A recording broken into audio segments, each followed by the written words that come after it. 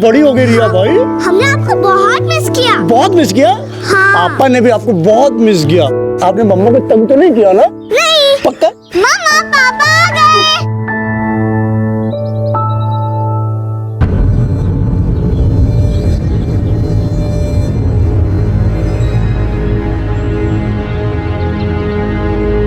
और ये प्यारी सी डॉल हमारी प्यारी प्रिया के लिए।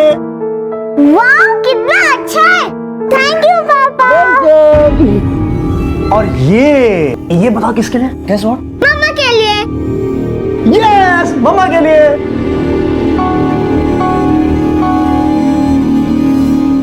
तुमने अपना गिफ्ट नहीं खोला? अब बाद में खोलती हूँ ना, मैं आपके लिए चाय लेकर आती हूँ। तुम भूल गई हो, मैं चाय नहीं पीता। हाँ। तुम मेरे आने से खुश नहीं हो क्या? ऐसा कुछ नहीं, मैं बहुत खुश हूँ। मैं बहुत खुश हूँ। एक मिनट।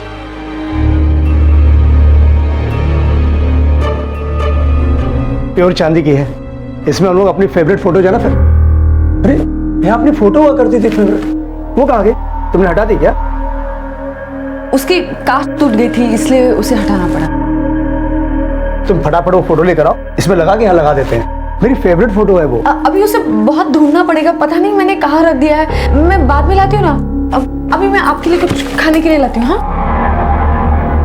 ये तो किसी और ही रंग में रंग गई है। मैं चाय नहीं पीता, ये भी इसे याद नहीं। मेरी फेवरेट फोटो इसे ढूंढना पड़ेगा। आखिर चक्कर क्या है? विश्वास किसी भी रिश्ते की नींव होता है, चाहे वो पारिवारिक हो, दोस्ती हो या कारोबार से जुड़ा हो। नींव के हिलने से नुकसान तय है। इतने दिनों बाद आया हूं, कम से कम आज के लिए सब छोड़ दो।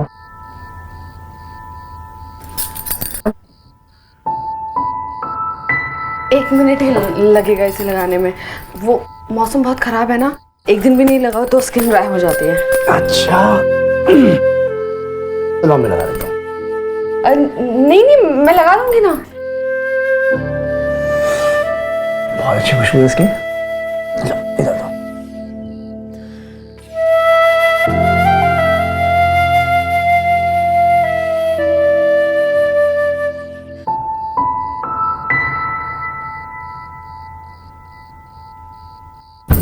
बस हो गया।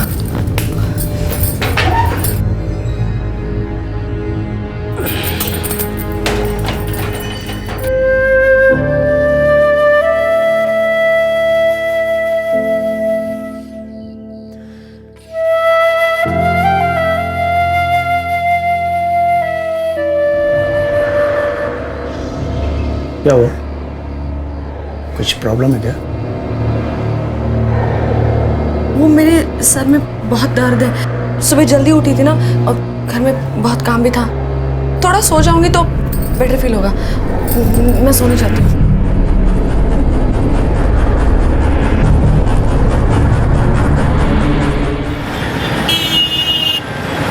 क्या बात कर रहा है समीर? कैसे भूल जाऊंगा तुझे? अरे अब पूरे 1 साल बाद घर आया मैं, तो कम से कम थोड़ा बीवी बच्चों को भी तो टाइम दे लूं। हाँ अरे मिलता हूँ ना, 2-3 दिन जाने दे, मैं मिलता हूँ, बराबर मिलता हूँ तुझे। चल बाय। समीर से बात कर रहा था, इससे बोला था मैं तुम्हारा बराबर हाल चाल लेने के लिए।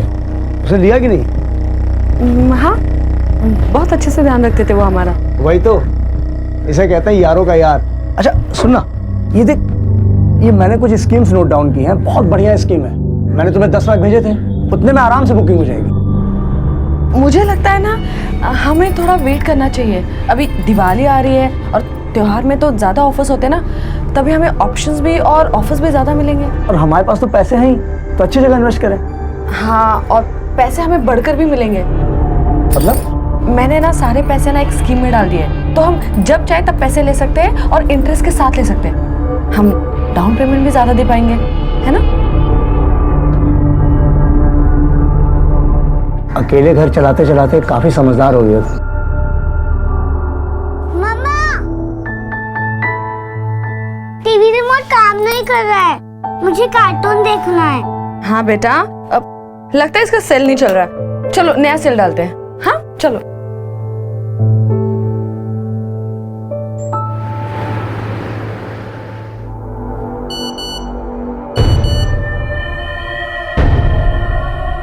कल मुझसे बात करने में भी तकलीफ हो रही थी और अब देखो खुशी संभाले नहीं संभल रही। किसके मैसेज पढ़ रही होगी?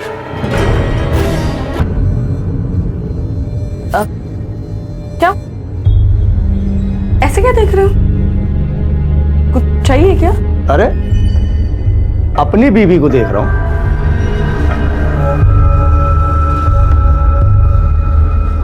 तुम्हारा सर का तो लग रहा है ठीक हो गया। तुम भी ना हर वक्त बस उसी मूड में होते हो। रिया बाहर खेल रही होगी, बस आती होगी अभी। गड़बड़ तो जरूर है, कहीं ये किसी और से। शक वो दीमक है जो अगर एक बार किसी के दिमाग में लग जाए तो गहरे से गहरे विश्वास को भी खोखला बना देती है। शैलेश कुवैत में एक होटल में इलेक्ट्रीशियन का काम करता था और यहाँ उसकी बीवी और बेटी अकेले रहते थे। काम की वजह से दूरी मुनासिब थी और इसी दूरी ने शैलेश के दिमाग में शक पैदा कर दिया था। वो दिन रात इसी सोच में डूबा रहता था कि जब वो सालों महीनों कुवैत में होता था तब यहाँ मुंबई में उसके घर में क्या होता होगा। बाहर घूम के बात करने की क्या जरूरत है इसे?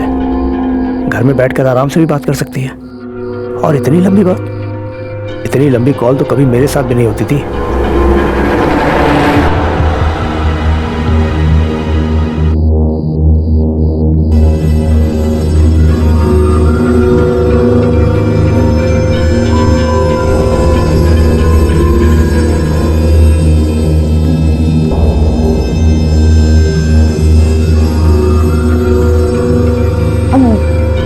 रिया कहाँ है? वो ऊपर कमरे में सो रही होगी। ओके, मैं जाकर देखती हूँ उसे।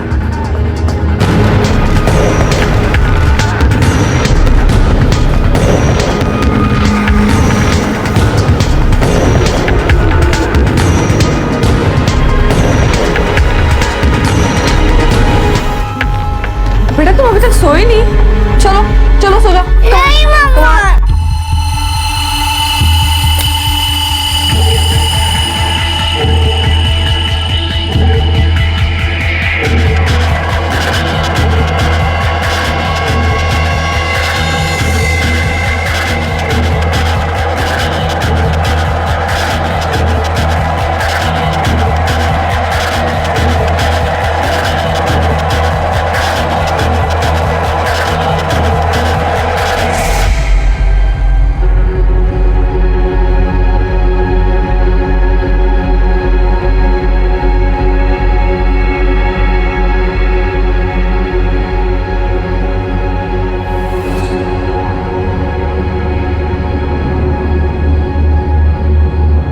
सोने नहीं आ रहा है? मैं सोचा 5 मिनट का वॉक लेके आ जाता।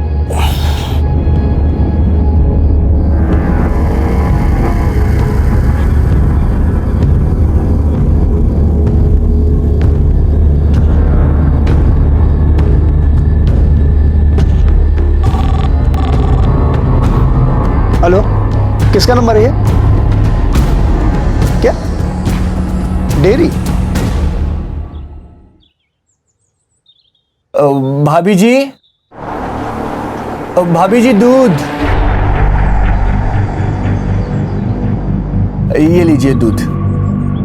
भाभी जी ये लीजिए खरवस, चेक के लीजिए। खरवस? हाँ अभी बेचना शुरू किया है, सैंपल दे रहा हूँ, अच्छा लगे तो बताना। ये तो बहुत अच्छा है। कितना हुआ इसका चंदन? अरे भाभी जी ये तो आपके लिए है, एकदम फ्री। नहीं बाबा, मैं ना फ्री की चीज कोई भी नहीं लेती हूँ। जो भी दाम होगा वो बता देना वरना वापस ले जाओ। अरे भाभी जी आपको हमारी कसम, रख लीजिए। छी, दूध वाले के साथ खुशी देखो संभाले नहीं संभल रही। मुझे देखकर तो चेहरे की हंसी गायब हो जाती है। इसका मतलब मेरा शक सही है। हाँ, आपने जो ब्लाउज सिलाया ना उसमें बहुत गड़बड़ है। अब प्लीज दोबारा आना ना माप लेने के लिए। हाँ 2 बजे तक आ जाना। हाँ मैं आपका वेट करूंगी, आप प्लीज टाइम पर आ जाना। ठीक है, ओके ओके।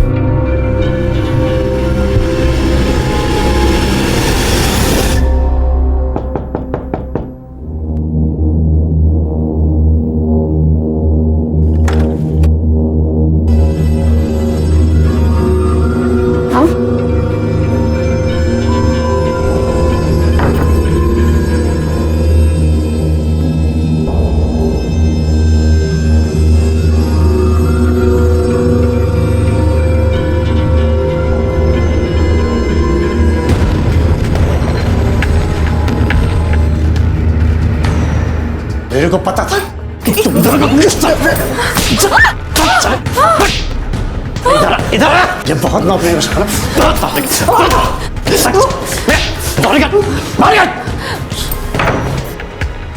तो ये गुल खिलाती तुम मेरे पीछे बहुत नाप देने का शौक है ना तुझे ऐसा कुछ नहीं है, क्या कर रहे हो? मैं लेता हूँ तुझे नाप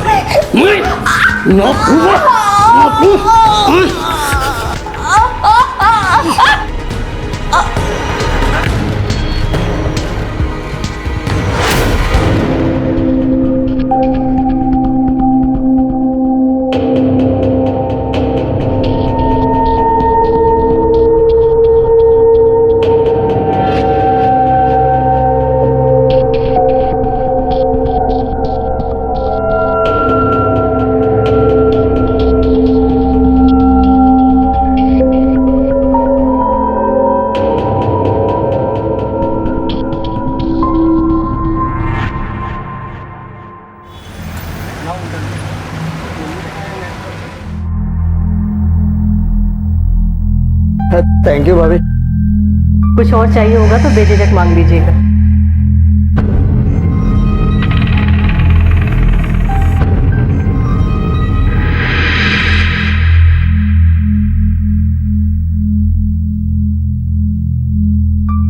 ए समीर, अच्छी फोटो है रे।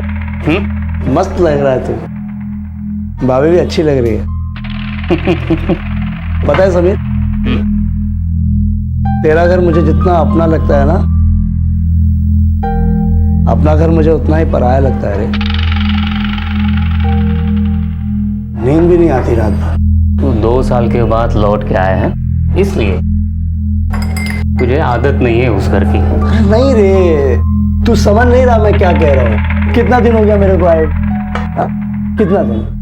तो एक बार मनीषा ने मुस्कुरा के ठीक ढंग से बात नहीं की मेरे से।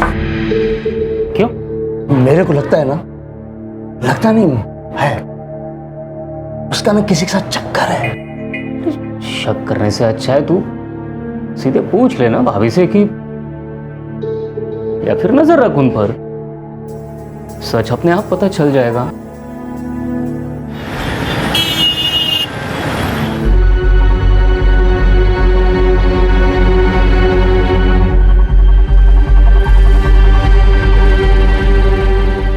बड़ी तैयारी हो रही है। अब कहाँ जा रही? हाँ, वो सीमा याद है ना आपको, मेरी कॉलेज की फ्रेंड, बस उसी से मिलने जा रही हूँ। अब मुझे बहुत लेट हो रहा है। विश्वास कमाने में सालों लगते हैं, लेकिन गंवाने के लिए सिर्फ एक पल काफी होता है। इसलिए जब मनीषा ने सीमा का नाम लिया तब शैलेश को उसकी बात पर यकीन नहीं हुआ और शैलेश ने मनीषा का पीछा किया।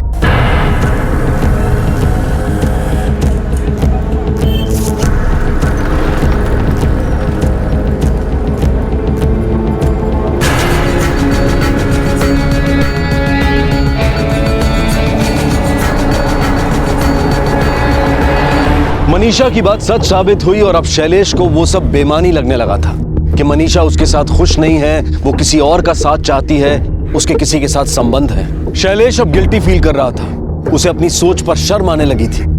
ऐसा लग रहा था कि शैलेश अपनी गलती का प्रायश्चित करना चाहता है। आज तुमको ट्रेडिशनल साड़ी पहनते हुए देखा तो भाग कर गया, गजरा लेकर आया। वैसे पूछ सकता हूँ कहाँ जा रही हो भारतीय नारी बनकर?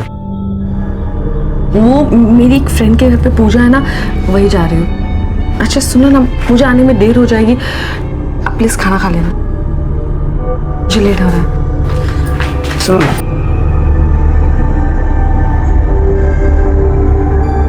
बहुत अच्छी लग रही। अभी नहीं, पूजा के लिए जा रही हूँ।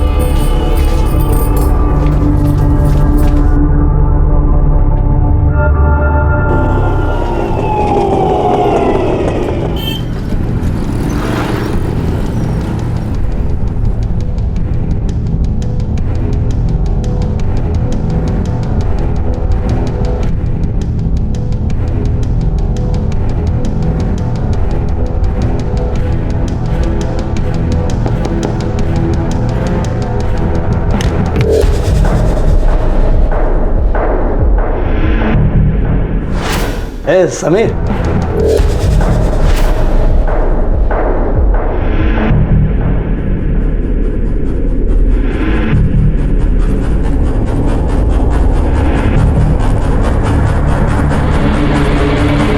क्या बात है, आज तो कुछ ज्यादा ही बनठन कराई हो।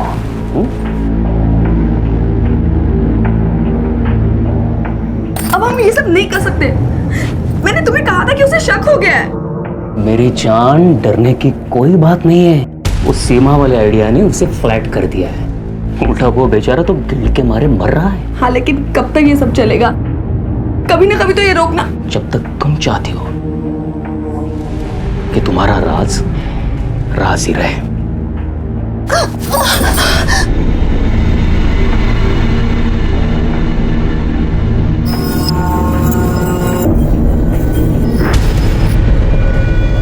ऐसा कहा जाता है कि इंसान गलतियों का पुलिंदा है।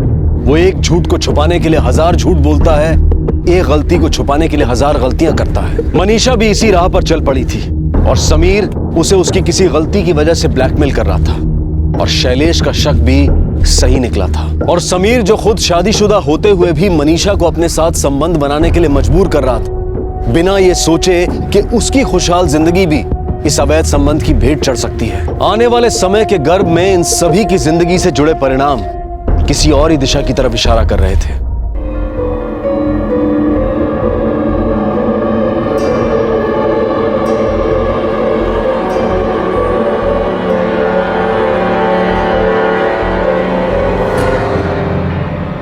क्या हुआ? कुछ नहीं।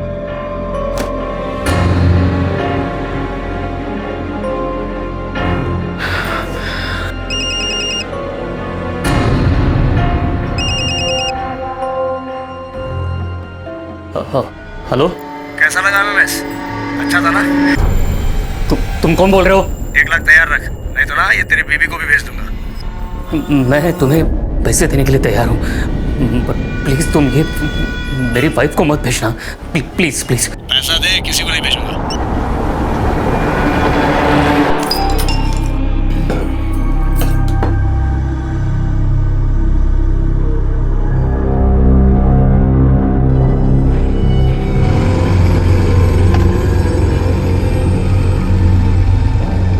अपना फोन देना जरा। हाँ, वो एजेंट को फोन कर दूं, परेशान हो रहा होगा, मेरी बैटरी डेड हो गई ना। ला एक फोन कर दूं। एक मिनट। अरे जो तो सही। एक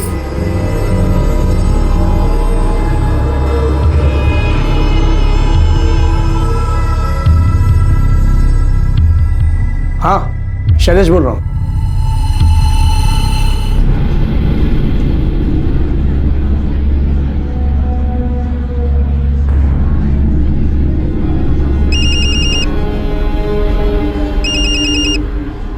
हेलो, बोल मत सिप्सू, कॉर्नर वाला टेबल देख रहा है?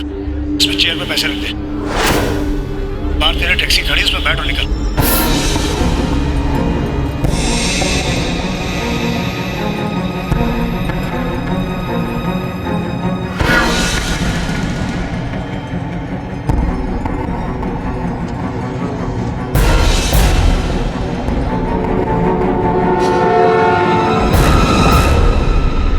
सब तुम्हारी गलती है।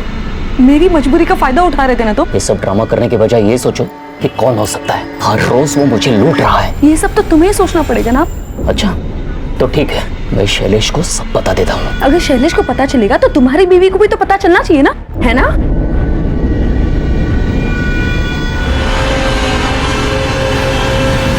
है ना?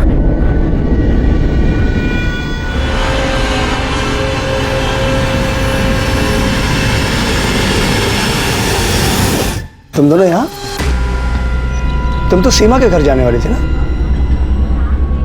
हाँ, मैं बस आपको फोन करने ही वाली थी कि ये मिल गए, तो सोचा इनसे बात कर लूं। वो जो इंटरेस्ट के पैसे हमने दिए ना, वो इन्हीं की पहचान से डाले, इसलिए मैंने सोचा इनसे बात। अरे तू खड़ा क्यों है, बैठ ना। अच्छा हुआ तू आ गया। तुम दोनों बातें करो, मैं चलता हूँ। किसी अर्जेंट काम से जाना है मुझे। बैठो बैठो बैठो, मिलते हैं। समीर, अजीब बात हुई है, रिया को हाय तक नहीं बोला। अब हम भी चलते हैं ना, चलो। अरे ऐसे कैसे चलते हैं, खाना खा के चलते हैं ना। बैठो बैठो बैठो, आजा।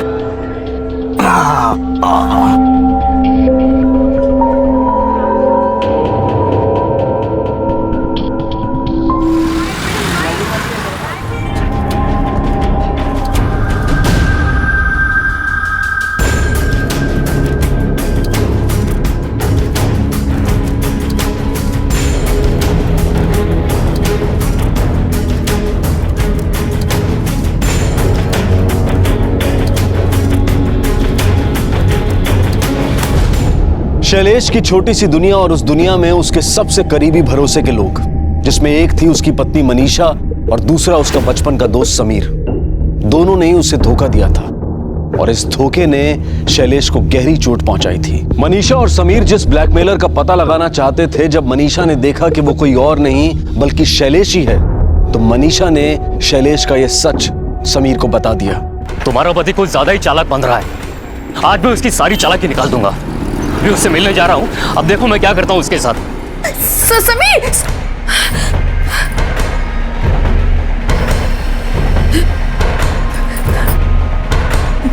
हेलो।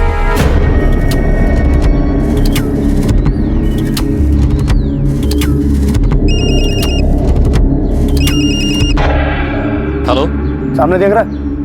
पत्रे का ढेर। आगे बढ़, नीचे पैसा रखो, निकल यहाँ से।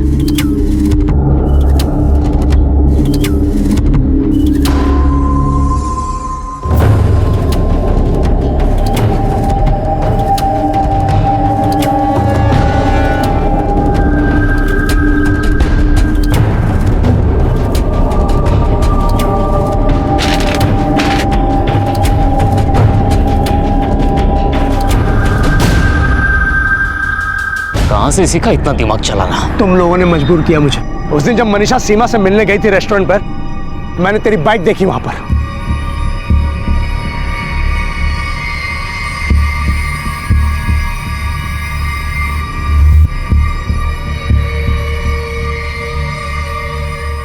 तभी मुझे शक हो गया था कि तुम लोग मुझे सीमा के नाम का झांसा दे रहे हो। अगर मनीषा सीमा से मिलने गई थी तो तेरी बाइक वहां क्या कर रही थी? मतलब तुझे उस पर यकीन ही नहीं हुआ था? बेवकूफ बना रहा था मैं। और अगले दिन बिना कुछ जताए मैंने दोबारा मनीषा का पीछा किया और वेटर से मैंने ही वो पेन वाला कैमरा फिट करवाया था वहां। तेरा पैसा, अबे ब्लैकमेल तो मैंने सिर्फ इसलिए किया ताकि तुझे भी टेंशन में देखना चाहता था मैं। तूने मेरा भरोसा तोड़ा है ना? तुझे क्या लगता है तेरी बीवी का चक्कर सिर्फ मेरे साथ है? मेरी गलती सिर्फ इतनी थी कि मैंने उसे रंगे हाथों पकड़ा और उसका फायदा उठाया। क्या बोल रहा तू? मेरी बीवी का किसी और के साथ भी चक्कर है? बोलो। अरे छोड़, मुझसे क्या पूछ रहा है? पूछना है तो अपनी बीवी से जाकर पूछ, कितने यार है उसके? क्या बोला? कौन? नहीं बता,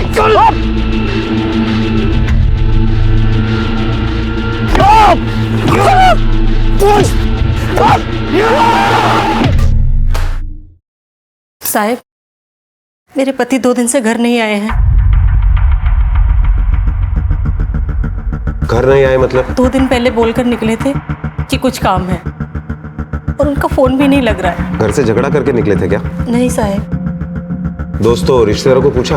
हाँ साहब, सबको पूछ लिया, कुछ पता नहीं चला। ठीक है, उनकी फोटोग्राफ है? हाँ। नाम क्या है आपके पति का? जी, समीर देशपांडे।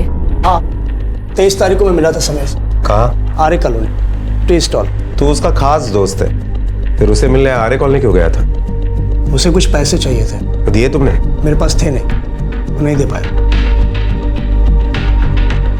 फिर उसके बाद? उसके बाद क्या? उसके बाद मैं घर वापस आ गया। ये समीर देसाई के मोबाइल के कॉल डिटेल्स है। ये नंबर किसका है? ये तो मनीषा का नंबर है, मेरी वाइफ। अगर उस दिन ये उसे मिलने आर्य कॉलोनी गया था तो फिर समीर ने तुम्हें क्यों फोन किया? उस दिन मेरा फोन लग नहीं रहा था, तो उसने मनीषा को फोन करके जानना चाहा कि मैं कहाँ हूँ। अच्छा, काफी साफ साफ याद है तुम्हें। अच्छी बात। पुलिस को बताया बिना ये शहर छोड़ के मत जाना, और जरूरत पड़ी तो दोबारा पुलिस स्टेशन बुलाएंगे। चला। ये आपने पुलिस को झूठी कहानी क्यों सुनाई? क्योंकि सच्चाई नहीं सुना सकती। क्या बता कि मेरी बीवी का चक्कर चल रहा है, वो भी एक नहीं कईयों के साथ। तुम्हें इज्जत उछालने का शौक होगा, मुझे नहीं। अक्सर देखा गया है कि इंसान जब कुछ गलत करता है तो उसे सुधारने की बजाय छुपाने लगता है, जिसके पीछे सबसे बड़ा कारण होता है कि समाज क्या कहेगा। शैलेश भी इसी वजह से अपने दुख को दफन किए समाज में अपनी इज्जत बनाए रखने की कोशिश कर रहा था। मनीषा जान चुकी थी कि उसकी सारी सच्चाई शैलेश पर जाहिर हो चुकी है, लेकिन वो हैरान थी कि इस सब के बावजूद भी शैलेश उसके साथ नॉर्मल बिहेव कर रहा था, जैसे कि कुछ हुआ ही ना। दूसरी तरफ समीर का अभी तक कुछ पता नहीं चला था। उसके गायब होने के कुछ दिनों बाद भी हालात वही थे। पुलिस अपनी छानबीन में लगी थी और करीब 1 हफ्ते के बाद वो सच सामने आया जिसका स्वाति और पुलिस दोनों को डर था। सबसे पहले किसने देखी थी लाश? साहब मैंने देखा था, इधर से काम पे जा रहा था, इतनी बात मार रहा है। हाथ तो नहीं लगाना, कुछ छेड़छाड़ नहीं की ना? नहीं साहब, उधर कोई नहीं गया साहब। सर ये लाश के पास बटवा मिला, उसमें लाइसेंस पे समीर देशपांडे का नाम है। समीर देशपांडे? सर समीर की पोस्टमार्टम रिपोर्ट आ गई है। किसी ने उसके सर पर लोहे के रॉड से मारा है और बॉडी पर कई अलग निशान भी है जो लोहे के रॉड के नहीं है। उसकी फैमिली से कोई इन्फॉर्मेशन मिली? उसकी वाइफ के साथ हमारी कोई बात नहीं हो पाई, बहुत सदमे में, इसलिए कुछ बोल ही नहीं रही है। और एक बात सर, हमने उसके दोस्त से पूछताछ की थी जो समीर देशपांडे को उस दिन आर्य कॉलोनी में मिला था। उठा लो उसे, हो सकता है वो कुछ जानता हो।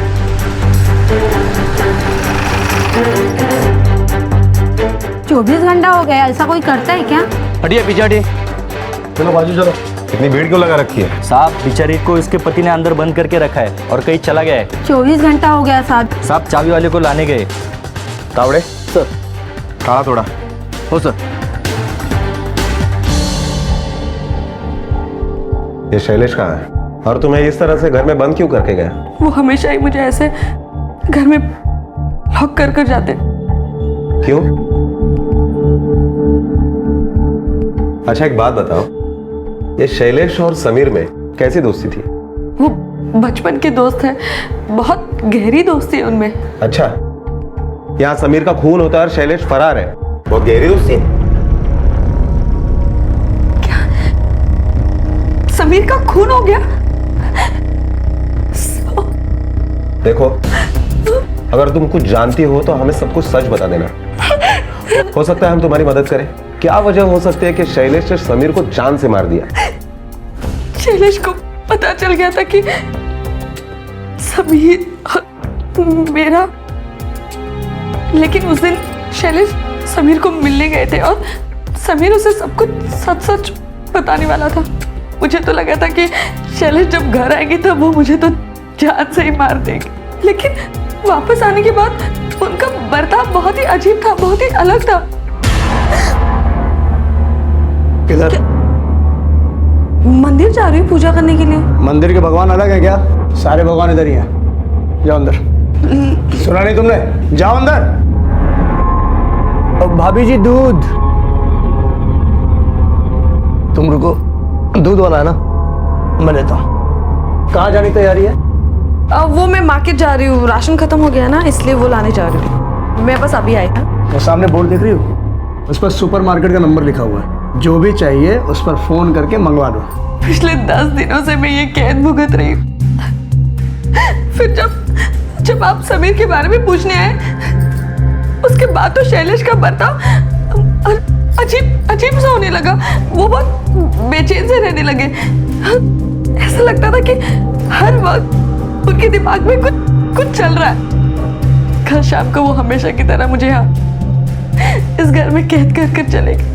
मुझे लगा कि वो रात को लौट कर आएंगे, लेकिन वो नहीं आए, इसलिए मुझे पड़ोसियों की मदद लेनी पड़ी। सर केस बिल्कुल सीधा है। शैलेश को उसकी बीवी और दोस्त के अफेयर के बारे में पता चल गया और गुस्से में आकर उसने समीर को मार दिया और अभी डर कर कहीं छुप गया, भाग गया। देखने में केस सीधा दिखता है, लेकिन हो सकता है कुछ और ही हो। चलिए एक काम करो, शैलेश का पासपोर्ट ले लो और उसके फिंगरप्रिंट्स कलेक्ट करके मर्डर वेपन के साथ मैच करके देखो सेम है क्या। ऐसा लग रहा था कि मानो ये केस सॉल्व हो गया हो, क्योंकि सारे सबूत शैलेश के कातिल होने की तरफ इशारा कर रहे थे। शैलेश के पासपोर्ट से मिले फिंगरप्रिंट्स उस लकड़ी से मैच कराए गए जिससे समीर पर वार किया गया था, और उस ब्लैकमेलर का फोन नंबर भी शैलेश के नाम पर रजिस्टर्ड था। पुलिस को राह और मंजिल का पता मानो दोनों मिल गए हों, और पुलिस ने अपनी मंजिल तक पहुंचने के लिए रफ्तार बढ़ा दी थी। तभी 2-3 दिन के बाद पनवेल के आसपास शैलेश का मोबाइल फोन ऑन हुआ और वो मोबाइल मिला पेट्रोल पंप पर काम करने वाले एक लड़के के पास।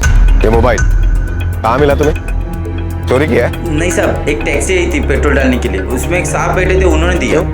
तेरी शक्ल पे लिखा है क्या तुझे मोबाइल की जरूरत है? नहीं साहब, मेरा हाथ लगकर मेरा मोबाइल गिरकर टूट गया सर। तो उनके पास एक एक्स्ट्रा मोबाइल था, वो बोले कि किसी काम का नहीं है, तो उन्होंने जबरदस्ती मेरे हाथ में दिया। क्या यही आदमी था? नहीं साहब, ये नहीं था। और शातिर दिमाग वाला आदमी है।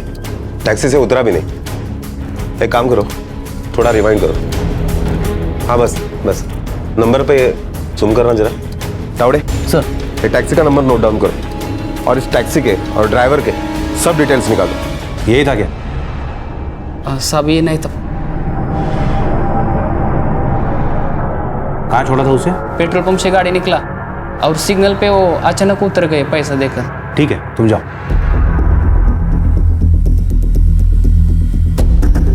क्या हुआ दिलवी, कुछ पता चला? सर मनीषा से मिलने तो कोई नहीं आया, लेकिन उसके मोबाइल रिकॉर्ड से पता चलता है कि एक पीसीओ से उसे काफी फोन आते थे। चेक करो, हो सकता है शैलेश ही ये फोन कर रहा हो। और एक बात सर, फरार होने के एक दिन पहले मनीषा और शैलेश का मोबाइल लोकेशन एक ही था, मुलुंड के आसपास का। लेकिन मनीषा के कहने के मुताबिक शैलेश ने उसे 10 दिन तक घर के बाहर नहीं जाने दिया।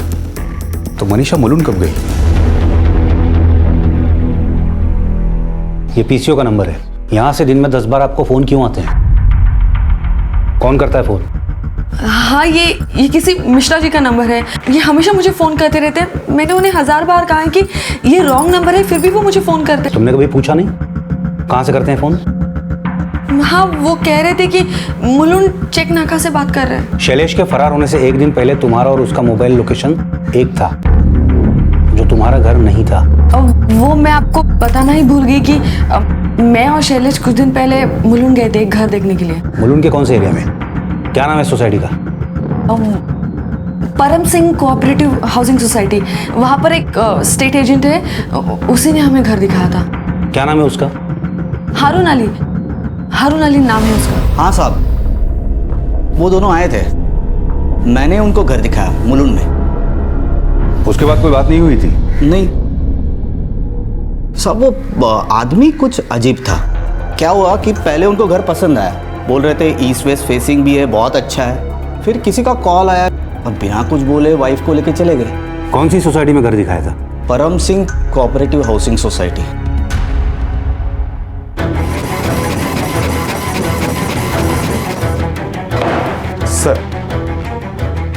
सर ये मनीषा और शैलेश के अकाउंट डिटेल्स है जो आपने मंगाए।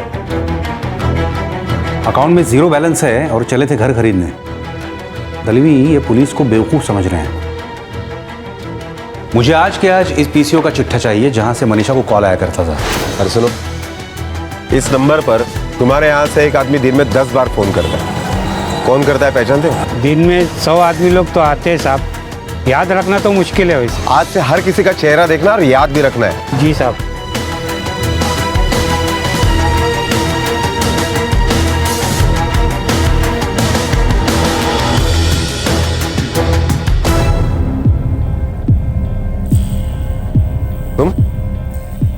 तुम यहाँ कैसे? वो सब स्टेट एजेंसी का ऑफिस है मेरा यहाँ पे। चलूँ मैं साहब? तावड़े एक काम करो, 24 घंटे इसके ऊपर नजर रखो। हर मिनट की रिपोर्ट मुझे चाहिए।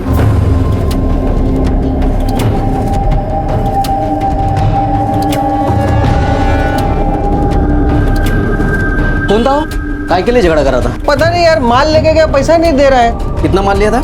सर 15 टाइल्स और 2 बोरी सीमेंट मैंने खुद अपने हाथों से भिजवाई थी। कौन से एड्रेस पे भेजा था सामान? मुलुंड में कोई परम सिंह कोऑपरेटिव सोसाइटी है सर, वहीं पे भिजवाई थी। परम सिंह कोऑपरेटिव हाउसिंग सोसाइटी। आपके पास आपके घर की कोई एक्स्ट्रा चाबी तो होगी ना? जी हाँ।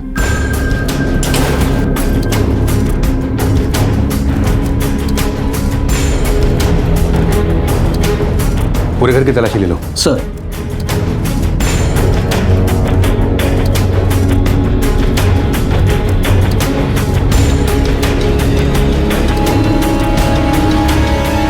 सर ये देखिए, यहाँ पे कुछ काम हुआ है। तुरंत खुदाई करवाओ। सर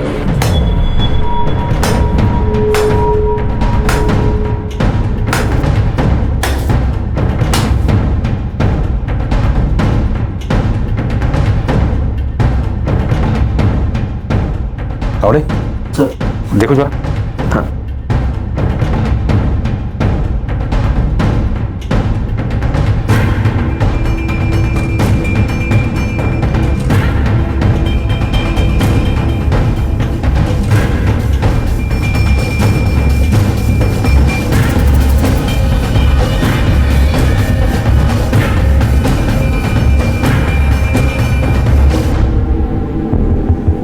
क्या ये वही आदमी था?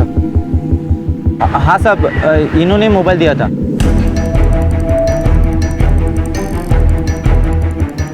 हाँ साहब, यही आदमी था। इसने मुलुंड चेकनाका से टैक्सी की थी। मैं एकदम से अकेली पड़ गई, कोई सहारा नहीं था। शैलेश भी 2 साल तक कुवैत से वापस नहीं आता था। जब मैं नया घर ढूंढने गई तब मैं हारून से मिली। वो मुझे और मेरी जरूरतों को समझता था।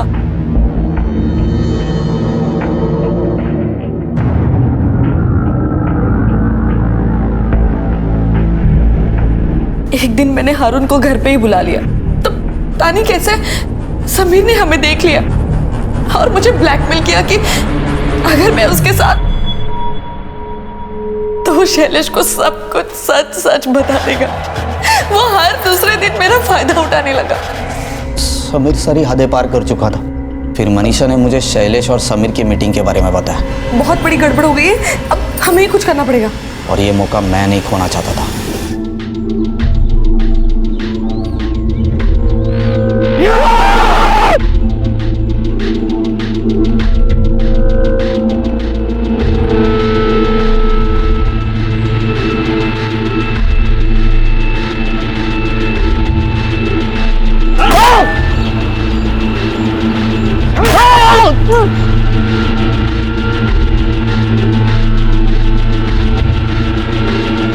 शैलेश मुझसे बदला ले रहा था। हर वक्त बस पैसे के बारे में पूछ रहा था, जबकि वो पैसे मैंने और हारून ने खर्च कर दिए थे। फिर मैंने प्लान किया और शैलेश को घर दिखाने के बहाने बुला लिया। सर ये है लिविंग रूम और सामने किचन, आइए ना।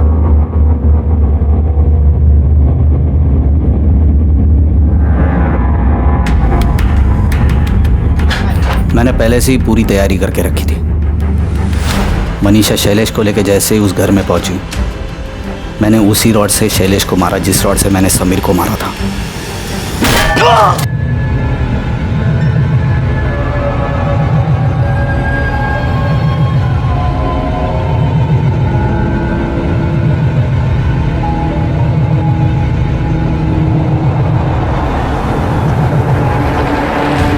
गड्ढा भी मैंने पहले से ही खोद के रखा था। शैलेश की लाश और वो आयरन रॉड मैंने वहीं पे दफना दी। ऊपर से सीमेंट लगाया और मजदूरों को बोल के उस पर टाइल्स लगवा दी। मैं आधी रात को मनीषा के घर पहुंचा, फिर बाहर से उसे लॉक कर दिया ताकि उस पर कोई शक न करे, और छुपते हुए वहाँ से निकल गया।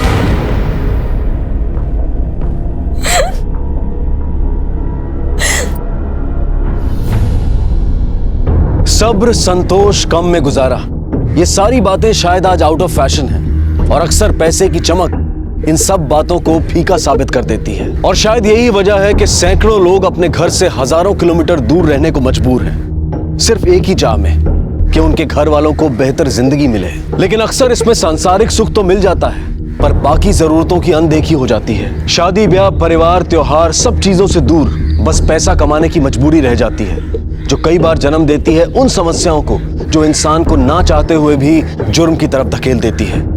और ऐसा ही कुछ हुआ शैलेश और मनीषा की जिंदगी में। शैलेश कुवैत में अपने परिवार के प्यार के लिए तरसता रहा और यहाँ मनीषा ने अपनी जरूरत के लिए कुछ और ही रास्ते चुन लिए, और इस सब की सजा मिली उस मासूम बच्ची रिया को जिसकी कोई गलती नहीं थी, और आज वो बिना माँ बाप के जीने को मजबूर है। मनीषा और हारून को शैलेश और समीर के कत्ल में आईपीसी की धारा 302 और 304 के तहत उम्र कैद की सजा सुनाई गई है और रिया को सरकारी अनाथालय में भेज दिया गया है। जरूरी है कि इंसान जरूरत और लालसा में फर्क समझे, तभी वो जुर्म और अनहोनी से दूर रह सकता है। अब मैं अनूप सोनी आपसे विदा लेता हूं, फिर मुलाकात होगी अगले एपिसोड में और खुलासा करेंगे एक और जुर्म का। तब तक अपना और अपने परिवार का ख्याल रखें और देखते रहें क्राइम पेट्रोल डायल 100। सबक एक को सीख हम सबको। जय हिंद।